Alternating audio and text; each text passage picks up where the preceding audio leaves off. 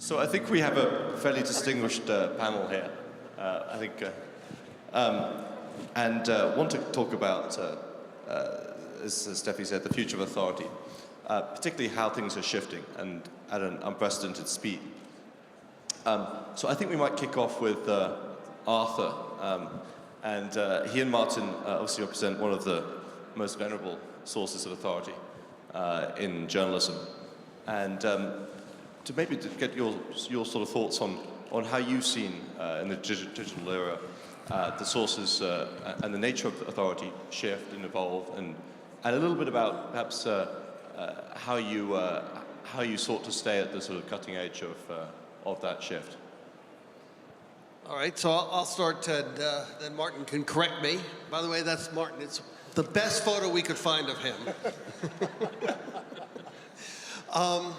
So we are in a very exciting, dynamic, and challenging environment in the world of journalism.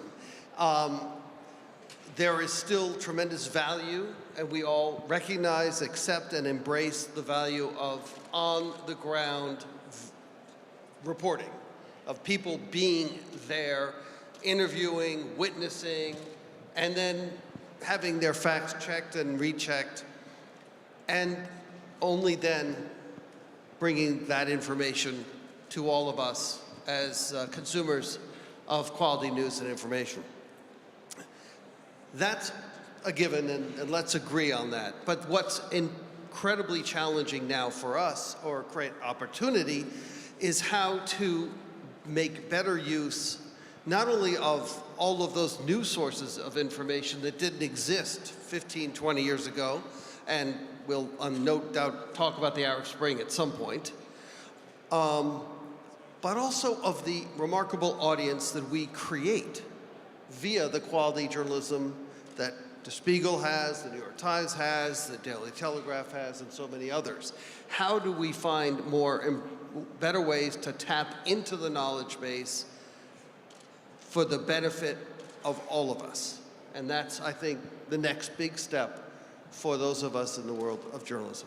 Martin, do you want to correct that? No.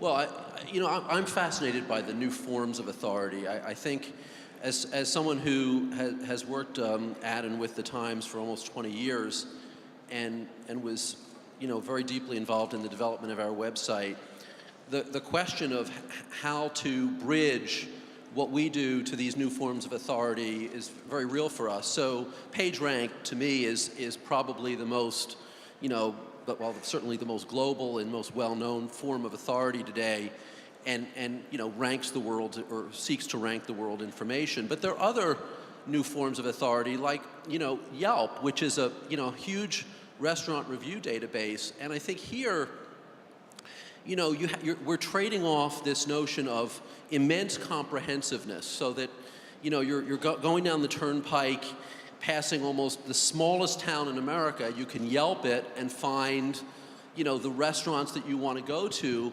It's just impossible for any traditional journalistic practice to do that. So in this case, you're trading off the kind of journalism that Arthur just described with this deep comprehensiveness, and the user then becomes, in a sense, the editor of the authority, because you're making the judgment about whether the folks who have made those comments on the Yelp website are authorities. So the user becomes, in a sense, an editor. And Katerina, I think perhaps a related question is how do you ensure that as a brand that has existed for many years and has a terrific credibility with its readership, just as the New York Times and Spiegel, how do you ensure that your authoritative nature continues in the online era, and how do you see the sort of competition and the sort of collaboration with other sort of more new sources of authority that have arisen?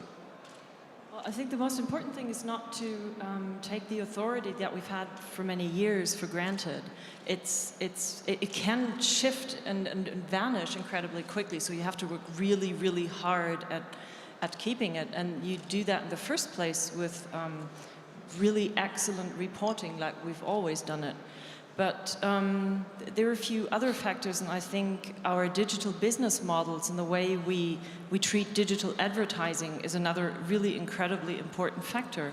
And one of my pet peeves, because they're obviously the old banner ads are not the optimum of online advertising. I think we can all agree on that. But there are many new forms of advertising. If you look at sponsored content, at native ads, stuff that seamlessly integrates into editorial content, might be nice from a usability standpoint, but I think it's really, really a big threat to our authority if we don't keep the separation of church and state intact there. And look at what happened at the Atlantic with a Scientology-sponsored advertorial. I think there's a lot of threats due to the fact that they're shifting authorities. There are different authorities. We don't have the ultimate business model, and we need to be really, really watchful and careful with what we do.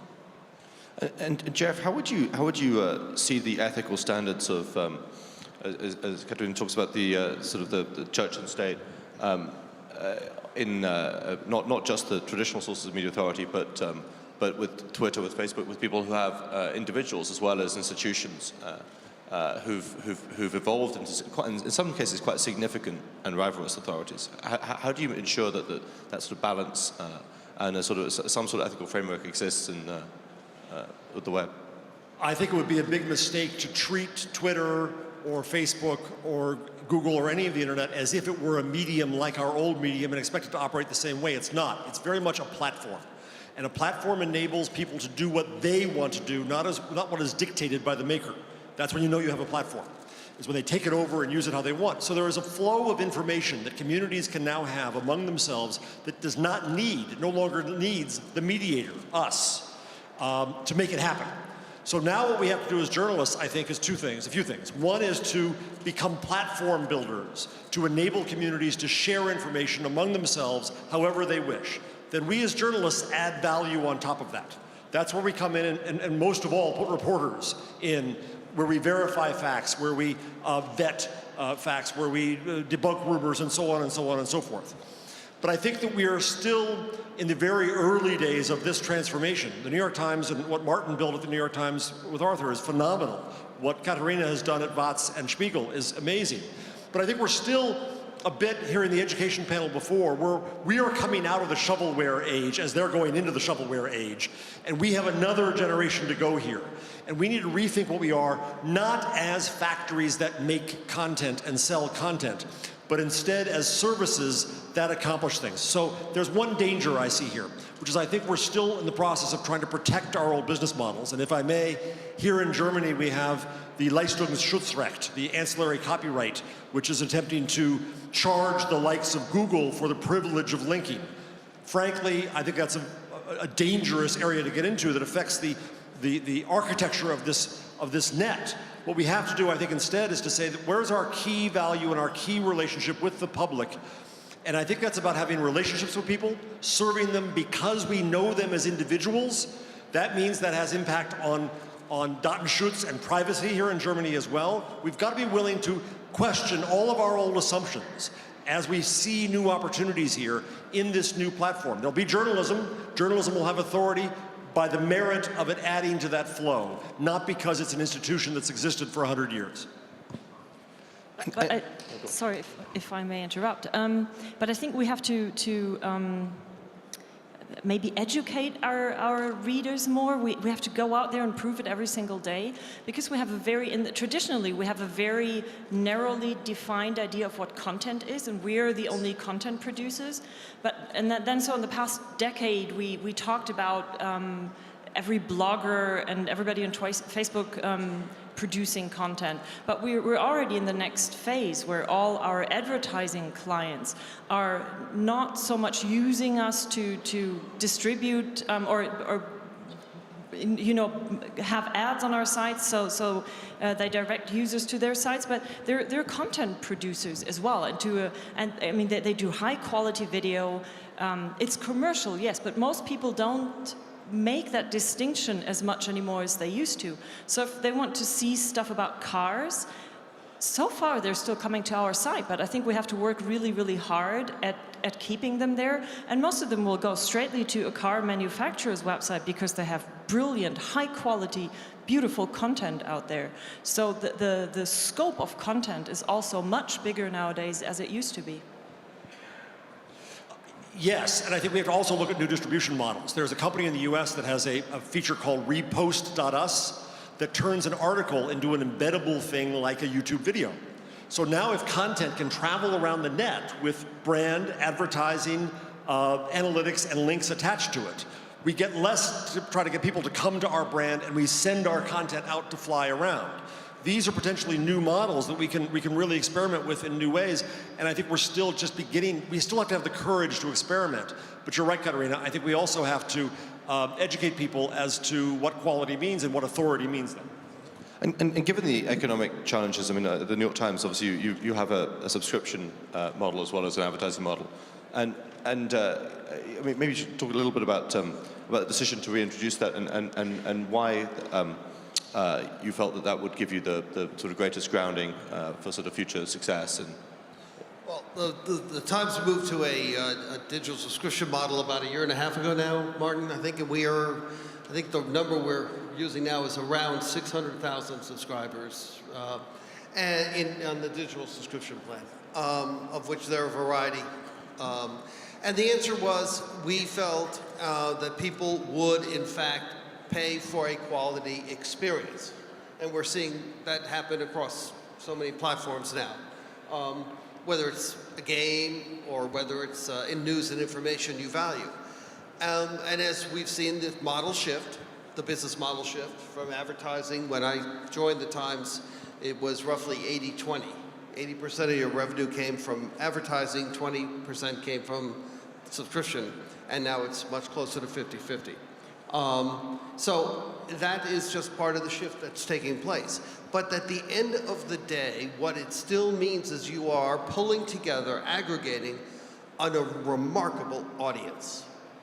An audience that the advertiser wants, but more to your point, Jeff, and to the point of this conversation, we must find a way to better engage with. Not only for information to go to them, but information to come to us and to Amen. them, each other, through us. Because, wow, what a powerful audience we have worldwide now.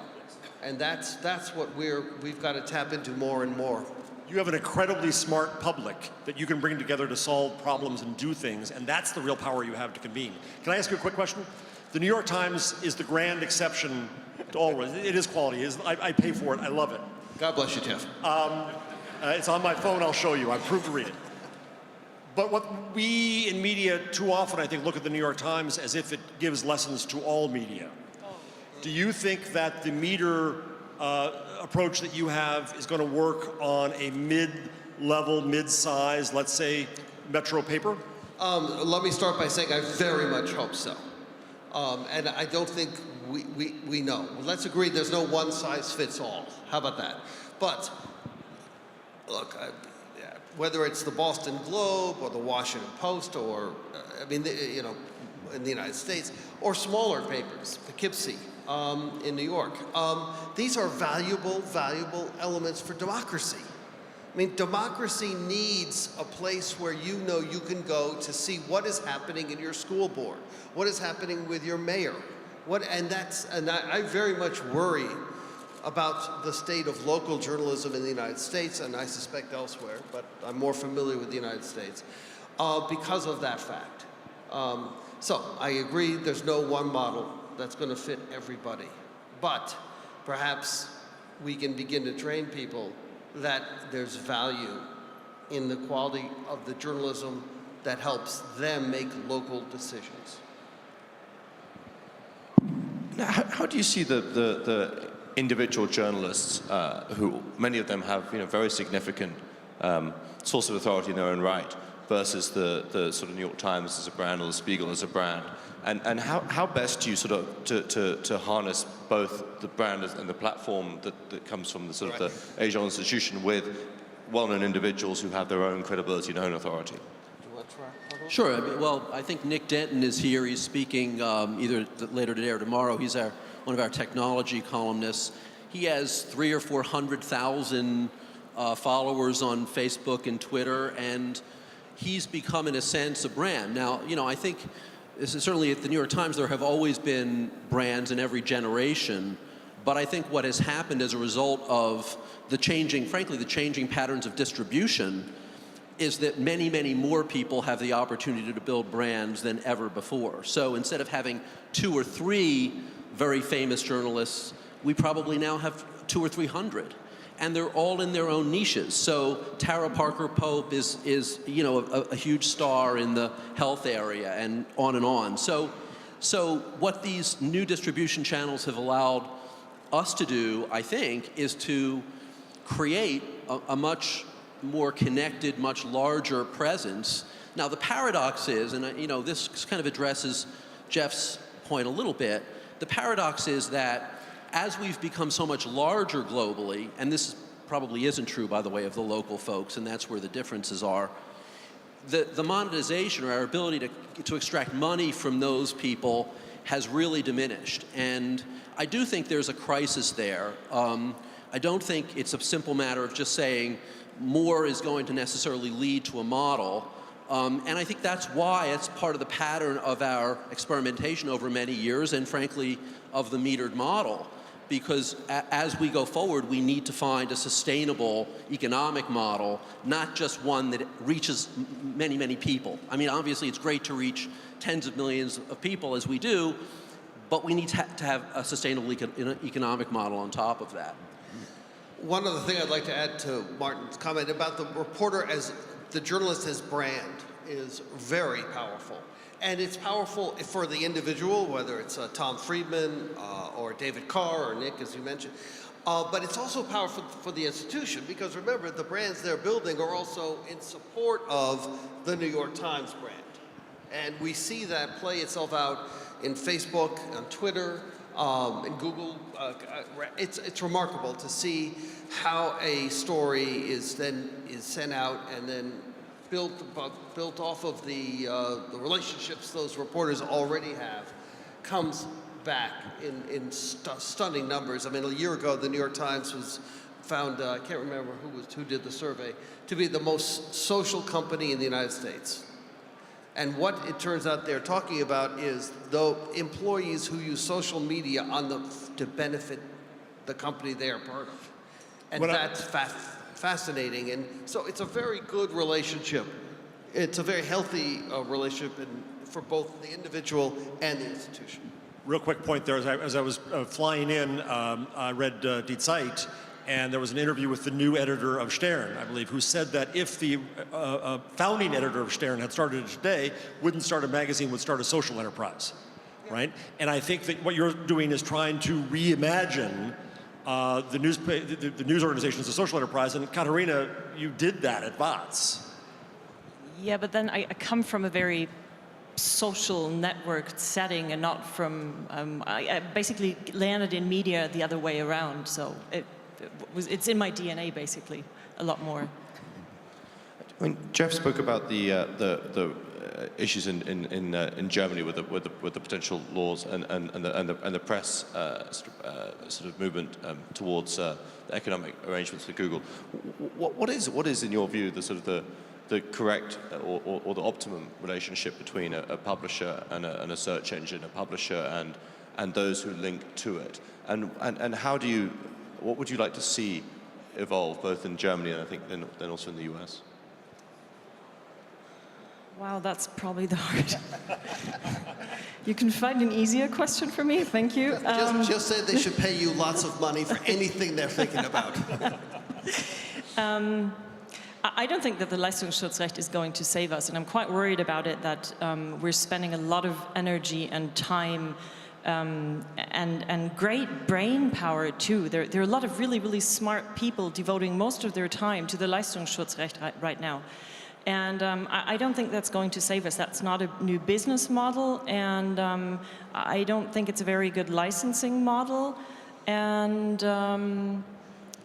I think there are a lot of things, and when you look at Google, that you can be very critical of, but we're also, it's no secret that we're also profiting greatly from Google. Probably at Spiegel less than at other places, because we're not the ultimate masters of search engine optimization, as I have to admit. So most of our traffic is very original traffic that comes straight to the brand. But if you look at the enormous amount of traffic that that Google and other search engines and social platforms still drive to us, that's of big value. We're not monetizing it as well as we hoped we would, but I don't think it's going to be solved by that. And I'm actually currently more worried about the kind of fractured media consumption patterns that I notice with my own media consumption. Because 5 years ago, I used to go to my 5 or 10 media brands that I would read religiously every day.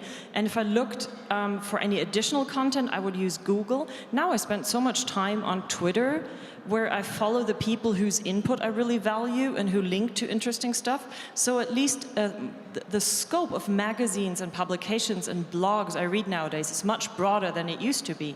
But I do, the places I regularly visit are a lot less, because at least a third of my personal media consumption comes through clicking on links on Twitter and Facebook, because people have recommended reading this or that. I think in the long run, that's the much bigger challenge for us. I mean, I think opportunity, obviously, yeah, it's a great opportunity, but we have to do something about it. Yeah, I mean, I think some people may view this as naive, but I've always had a very open view of the times. I think focusing on Google is a distraction, and I really don't think, even if there was some kind of bizarre licensing model that they could come up with, which I don't think they will, it would necessarily do anything substantive for the business model. I think it's incumbent upon news brands, and again, here's where the local problem is more difficult, to find a whole range of new economic drivers.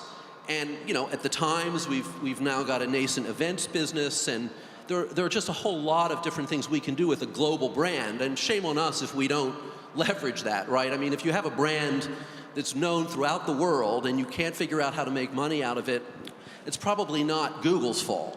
Now, so I don't think that focusing on Google is the right thing.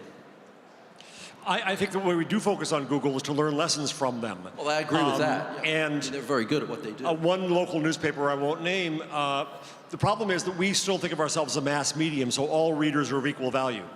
And that's not true online. Readers have variable value.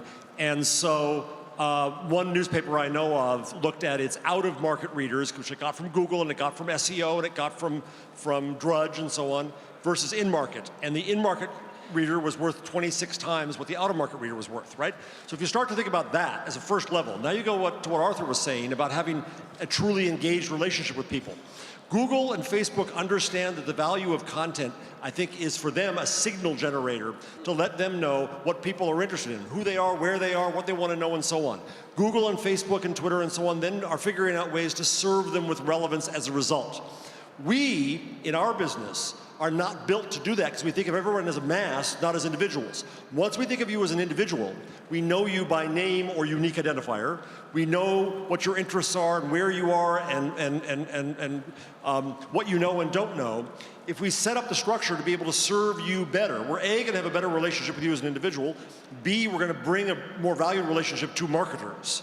C, you're going to come back to us more often and perhaps pay us for some things, some services versus just content.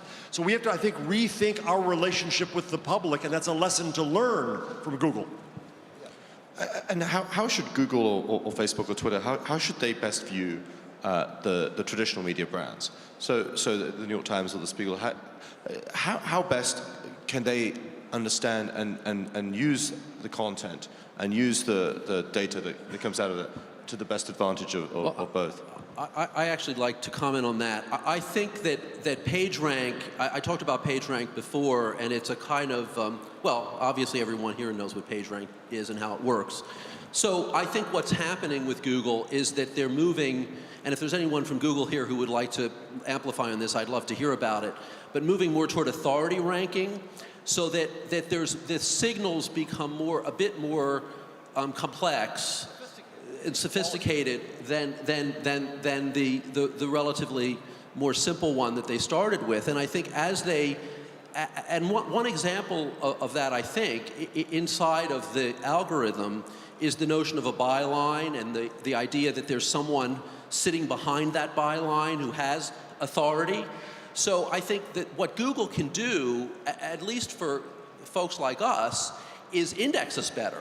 I mean, the part of the problem is that the index just historically hasn't been really very good when it comes to finding the best stuff, at least not in terms of what we do. And so just do a better job of what you do, and I think it'll benefit people who create great content. And that should be their goal too. I think Katrina mentioned earlier that one of the other characteristics of authority today is that it's much more fleeting. It's not permanent, and you can't take that for granted. How do you when you're reaching new audiences all of the time, and often a very international audience, way above and beyond what the New York Times would have reached 10, 15, 20 years ago, how do you, and likewise the Spiegel, how do you ensure that your authority is both as significant internationally as it is at home, and how do you ensure that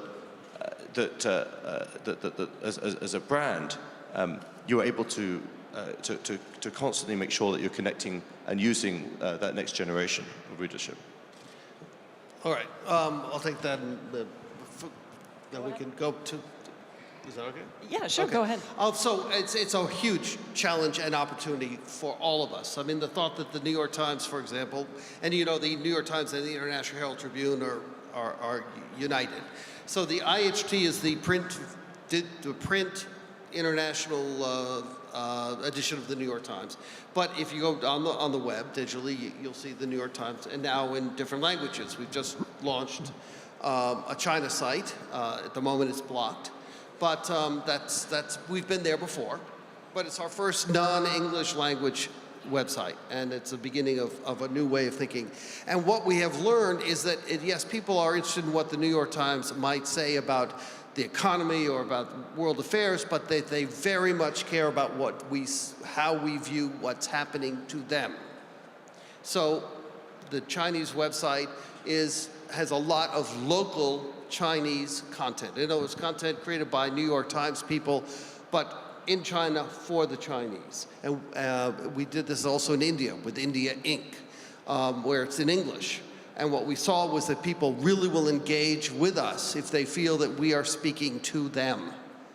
And that's something we've now got to expand worldwide while holding ourselves to the same quality. We can't self-censor ourselves.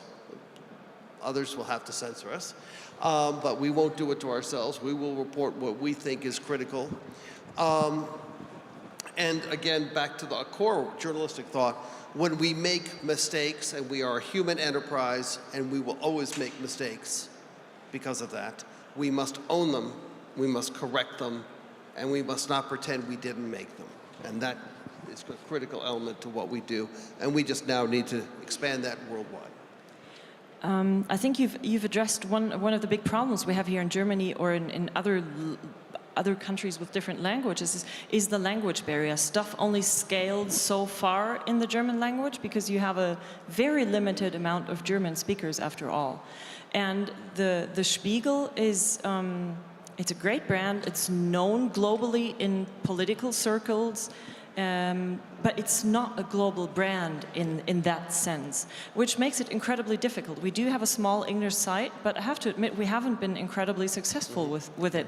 People at the UN and in Washington and at nonprofits read it, but it doesn't have a huge audience. It's incredibly difficult to jump across that language barrier for us, and I think it would be even more difficult if we were to launch an Indian edition or something, because we're not known there. We don't have any authority. We would have to build it from scratch. And whenever people here look at, oh, look, the metered model works so great for the New York Times, that's a new way the whole industry is running, or when we look at journalists going solo with digital publications / blogs, you have to look at the language barrier, and that you can't just take anything that works somewhere else and turn it into a cure-all and just implement it here. It's not necessarily going to work. Right.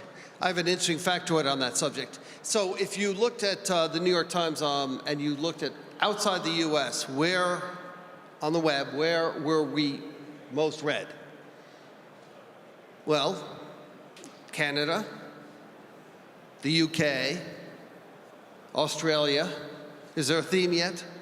No. Yeah, English. Slightly.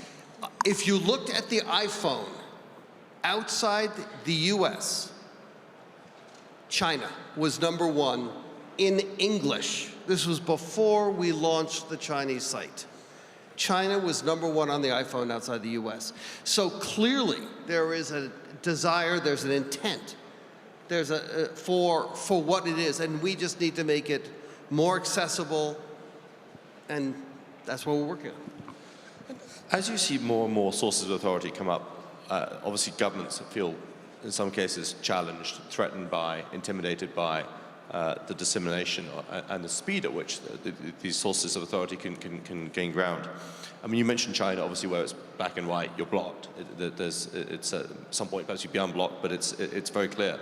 In other countries, like Russia, you've had laws recently passed which enable, usually centered around sort of protection of children or child pornography, but allows the governments, if they so desire, to take drastic action and then to shut down a site or to prosecute or to go after the publishers. And as a platform, and in the place like the UK, you have libel laws which are very strict and can be used to go after both the platform, i.e. Twitter, and those who publish offensive tweets. How do you view, I mean, maybe Jeff first, but then I think each of you, how do you view those threats from governments, and what is the correct response for both the publisher as the platform and for individuals who have created their own authority? We must defend speech, full stop. And so, I have this rather absolutist American attitude about this, which I'll confess, recommending the First Amendment to anyone who will listen. But speech is at the essence of what the internet is. The internet is, as someone said in Business Week last week, is languages. It's just agreed upon languages. And what we do with it is connect with each other and with information, and it's speech. We have to defend this ability to speak. The internet is our Gutenberg press in every pocket, and that's the principle we all have to stand on. And this is not new. The first time I was in what used to be called the Soviet Union was 1978, and I wasn't even working for the New York Times then, but I was a reporter. And a New York Times reporter, Craig Whitney, was on trial in the Soviet Union for his reporting. So we've been here before. You're right, it's easier now, it's faster thing. But at the end of the day, we've got to do what we must do. Our brand promise is quality journalism. And yes, there has costs. Unfortunately, the greatest cost over the last decade has been journalists who have died. We've lost more journalists in the last 10 years than we lost in the last 12 years, than we lost in Vietnam, than we lost in World War II, than we lost in World War I, than we lost in the Korean War, put together. It's become a very dangerous world out there for journalists. And so that's the biggest cost. We'll deal with the legal costs as well. We have to. And I think that's still one of the big advantages that we have as institutions, because we do still have the means to support people on the ground who are facing restrictions, who are standing trial, who are facing difficult, dangerous circumstances. And we still have a lot more resources to protect them and have their back and stand up for them than individuals have, and when we should use that, because honestly, with the, as you mentioned, the rapidly shifting authorities, all we can do is, it all boils down to compelling reporting and to compelling content. And all we can really do is get up every morning, and no matter what our job is inside the institution, but is get up and do our damn best to ensure that we can still deliver that and deliver on the promise that our brand holds. I think we're out of time, but I want to thank Jeff, Martin, Arthur, and Katerina. And so no doubt debate will continue. Thanks. Thank you. Thank you.